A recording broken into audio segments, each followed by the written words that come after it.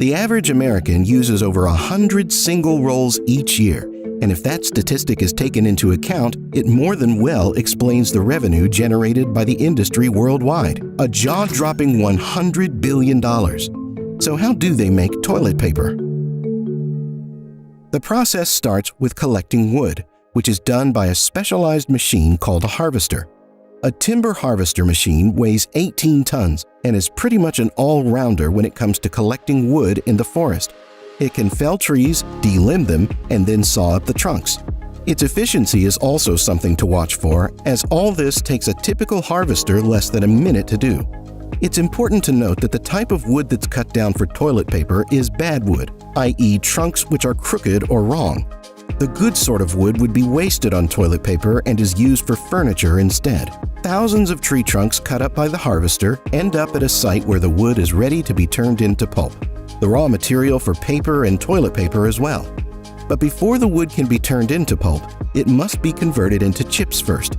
The machine used for this is called a wood chipper, and boy is it a giant operation. The wood is first cut into uniform pieces and fed into a shaft at the end of which giant drums await it. These drums debark the wood, a process that removes the tree's outer layer while leaving as much wood on the tree as possible.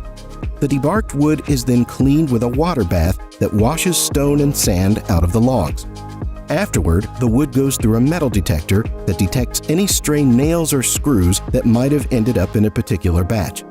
It's important to remove these as they can damage machinery further down the production process. Giant rotating knives reduce the wood into tiny wood chips. The wood chips then travel down a conveyor belt into giant stockpiles. The wood chips are composed of fine fibers that need to be further broken down to convert into toilet paper. This is done chemically in large industrial tanks called decomposers, which cook the wood chips until it's converted into pulp. During the cooking, which can last up to 3 hours, most of the moisture in the wood is evaporated.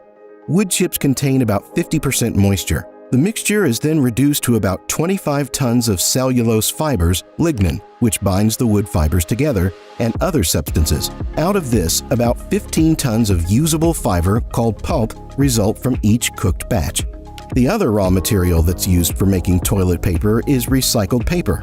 But recycled paper is not so simply obtained as wood is. A machine called a sorter is used to separate it from junk that can't be used in the production of toilet paper. After the junk is located into the machine, it travels on a conveyor belt where the sorter removes rubbish, cardboard, and plastic fully automatically. First, a sieve removes large refuse and cardboard.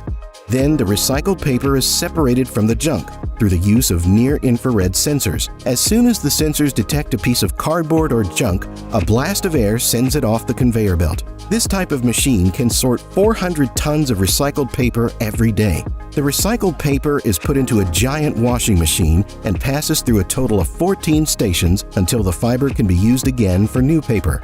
If that sounds like a lot of work, that's because it is, but you'll be surprised to know that such a hectic process is still more environmentally friendly than using wood for pulp. The washing machine breaks down the recycled paper into pulp, which then passes through a sieve. The sieve eliminates tiny particles of waste from the pulp. After decomposition comes fine cleaning. Fine cleaning uses centrifugation to throw heavy waste particles, such as sand or splinters, toward the outer walls where they sink to the bottom. Finally, the pulp is de-inked by washing it with soap. This makes the color particles in the ink attach themselves to the foam, which is then skimmed off. The washing process produces a pulp that has a sludge-like appearance. To make this sludge more suited for paper production, it is treated with bleach and diluted with a lot of water. Now that the factory has its hands on pulp produced both through wood and through recycled paper, it's finally time for it to make it into actual paper. The paper machine is a 120-meter giant monstrosity that produces solid paper from pulp in 4 steps. The prepared pulp is fed onto a large mesh screen or belt called a Fourdrinier wire. As the pulp mixture moves along the wire, water drains through the screen, leaving a layer of intertwined fibers on top. The water removal process is facilitated by vacuum boxes and other drainage elements, which help control the consistency of the pulp and the thickness of the paper. The wet paper sheet is then passed through a series of press rolls. These rolls squeeze out more water, increasing the density of the paper.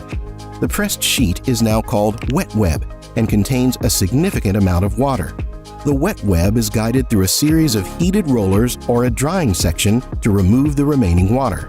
The heat evaporates the water from the wet web, leaving a continuous dry paper sheet. The paper sheet is still somewhat incomplete in the sense that it has creases on it.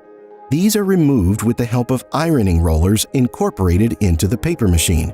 This long-winded process surprisingly takes only 7 seconds in real time. That's how fast a paper machine really is. The completed paper is wound around a dryer called a Yankee dryer. Next, the paper is creped, a process that makes it very soft and gives it a slightly wrinkled look. During creping, the paper is scraped off the Yankee dryer with a metal blade. This makes the sheets somewhat flexible but lowers their strength and thickness so that they virtually disintegrate when wet.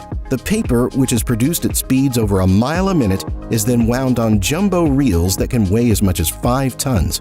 How does a paper sheet end up becoming toilet paper? Well, it all happens inside a machine called a toilet paper roller. While it's not as big as the paper machine, at 80 meters long, it is still quite imposing, and it produces about 500,000 rolls a day. Multiple large jumbo reels of paper are unwound at the same time so that their paper sits on top of each other. The layers of paper depend on whether the toilet paper is meant to be 3-ply or 2. Then, different patterns are printed onto the paper depending on the brand. Micro-embossing soon follows, which gives the toilet paper its characteristic dotted texture. Micro-embossing not only gives the toilet paper more volume, but also makes it soft and comfortable for consumers. Finally, the paper is rolled on to incoming cardboard rolls. These rolls are a little bigger than what we're used to and are cut into smaller rolls of various sizes according to the specific requirements of the market, such as standard toilet roll sizes or household towel rolls. Paper companies often maintain their own tree stands in order to ensure the quality of the paper they manufacture. The chemicals used in the pulping process are also carefully tested and monitored. Temperatures at which a slurry is cooked is ensured too by checking gauges, machinery, and processes. Completed paper may be tested for a variety of qualities, including stretch, opacity, moisture content, smoothness, and color. Another commodity that has simplified hygiene is toothpaste. You'd be surprised to know that it's been around for quite a while, and here's how it's made.